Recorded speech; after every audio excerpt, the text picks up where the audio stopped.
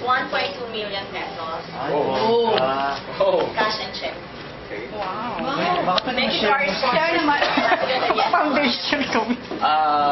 Yes. Teka. Talaga. And our birthday gift for you.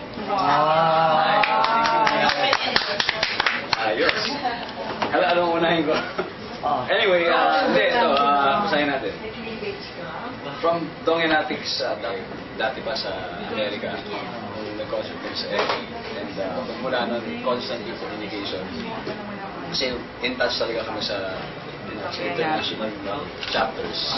And ito nga, nung nalaman nila that there is this kind of foundation that was before, ito, meron ng, like what I said, unang-unang donation na nanggaling sa Dongenatics. Thank you very much.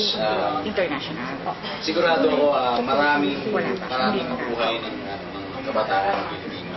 Mabibigyan niyo ng pag-asa. Maraming pangarap at panaginip nila matutupad dahil sa donation ng ito. So, in behalf of Yes Pinoy Foundation, thank you very much. Sir, can you introduce yourself? Tapos kung ano pasal ng Dongenatics. Ako po si Sarah Lara from US and nag-ambag-ambag kami para sa birthday niya. Kasi narinig namin na he's launching his charity, first charity.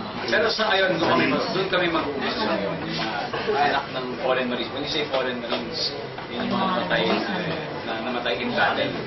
So, at ang gusto namin is ang bigay, college education talaga. Right after high school. So, kahit man sabihin natin, bata pa sila ngayon, magkakaroon pa rin ng grant at later on, when they reach college, meron silang future. Open mo naman yung gift nila. Yes, the birthday gift. Wow. Wow. How rich. Mahal. Siyempre. Siyempre, ang paborito niyang watch. So, Ibo. ano siya? Ano siya? Oo nga naman. Siguro mga one. So, alam niyo talagang favorite niya ang watch. Makikita niyo to sa stereo plating. Wow. Bilang mayaman. Visual watch si Cholo. Bilang mayaman lang may idol. Theme park at saka Bakit ka mayaman? Pudo, ang yaman-yaman pala ng mga fans. Ang yaman-yaman pala ng mga fans mo. Ay, hindi. Actually, si Cholo yung... Galing.